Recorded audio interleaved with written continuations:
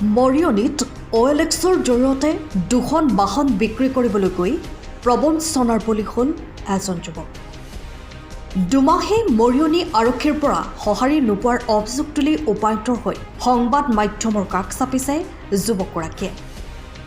জানিব পৰা মতে মৰিয়নি নাগাজাংকা বচা গাঁৱৰ অসীম গগৈ নামৰ যুৱকগৰাকীয়ে বিশেষ সমস্যাৰ সন্মুখীন হোৱাৰ বাবে তেওঁৰ নামত পঞ্জীয়ন থকা AS 01FL 1689 Hyundai Grand i10 আৰু AS 01FB 6589 Hyundai Venue দুখন বাহন বিক্ৰীৰ বাবে OLX আৰু ফেচবুকত বিজ্ঞাপন দিয়াৰ পাছত জাবালিক সুবেদাৰ নামৰ এজন গ্ৰাহকে নিজকে ডিব্ৰুগড়ৰ বুলি চিনাকি দি বাহন দুখন ক্ৰয় কৰিছিল।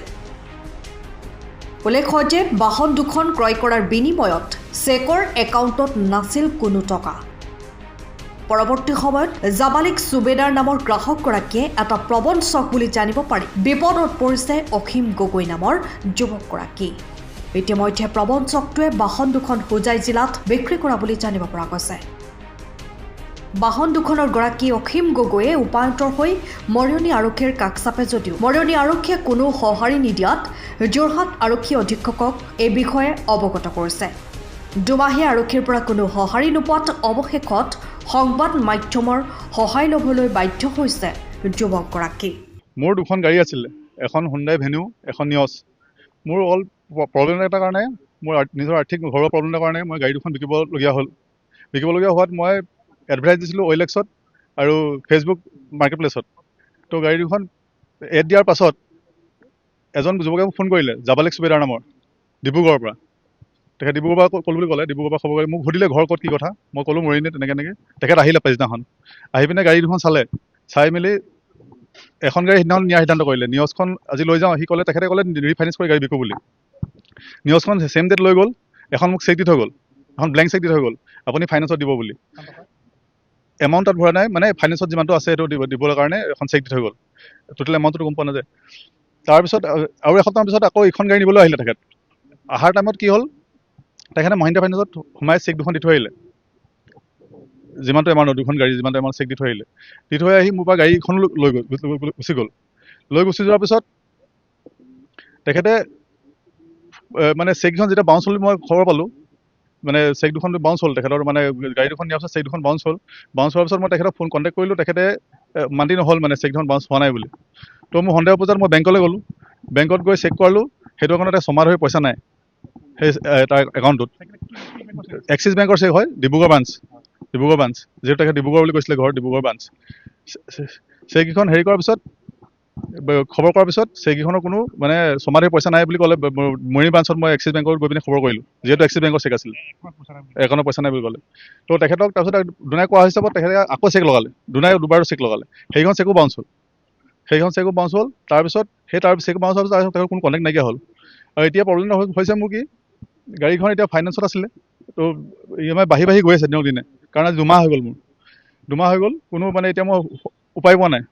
ফাইনেন্স ফালৰ পৰা মোৰ বহুত মানে প্ৰেছাৰ দিছে, হয়। সেইটো কাৰণে এতিয়া মই উপায়বিহীন হৈ আৰক্ষী কাষ চাপিবলগীয়া হ'ল। আৰক্ষী ওচৰত গ'লোঁ, আৰক্ষী কাষ চাপাৰ পিছতো মৰিয়নি থানাৰ আৰক্ষী ওচৰলৈ গ'লোঁ, তেনেকুৱা কোনো মানে সহায় পোৱা নাই আৰক্ষীৰ পৰা। কথাখিনি কৰাৰ পিছত নোপোৱাৰ কাৰণে মই যোৰহাট SP অফিচলৈ গ'লোঁ, SP অফিচত গৈ দিলোঁ, SP অফিচৰ পৰা মৰিয়নিলৈ দিলে। তাৰপিছতো মোৰ কোনো মানে এনেকুৱা হেৰি পোৱা নাই। তো সেইকাৰণে আপোনাৰ নিউজ চেনেলৰ যোগেদি মই এইটো ক'ব বিচাৰিছোঁ, মাননীয় মুখ্যমন্ত্ৰীকো কৈছোঁ আৰু অসমৰ গোটেই ৰাইজক কৈছোঁ, এনেকুৱা মোৰ লগত যিটো হৈছে মানে বেলেগৰ নহওক, এই মানুহজনক চিনি ৰাখক আৰু লগতে মোক অলপ সহায় কৰে যেন, মানে ইয়াকে মই লৈ মানে আজি কথাই ক'বলগীয়া হয়। জাবালিক সুবেদাৰ তেখেতে আগতেও কৰিছে, মই খবৰ পাইছোঁ, ডিব্ৰুগড়ত কৰিছে, ধেমাজিত কৰিছে, আৰু আপোনাৰ আৰু মোৰ যিটো এগ্ৰিমেণ্টত যিটো দিছিলে, তেখেতে যোৰহাট থাকোঁ বুলি কৈছিলে মোক, মানে এগ্ৰিমেণ্টত যোৰহাটত বুলি লিখিছে, মানে যোৰহাট পুলিবৰ থাকোঁ বুলি কৈছে। তেখেতে তেওঁ বহুত প্ৰবঞ্চক কৰিছে, প্ৰবঞ্চকে হয়। আপুনি ঘৰখনত জাপানী চৌকাত দৰ্জা, খিৰিকী, গ্ৰিল, গেট আদি লগাব বিচাৰে নেকি, যিবোৰ দীৰ্ঘদিন অটুট থাকিব? তেন্তে পলম নকৰিব, আমাৰ বিপণীলৈ আহক। যোৰহাটৰ একমাত্ৰ আমাৰ বিপণীত এনে উন্নত সামগ্ৰী উপলব্ধ। এই মেচিনটোৱে বেণ্ড কৰা হয়, দৰ্জা, চৌকাত আৰু উইণ্ডো বনোৱা হয়।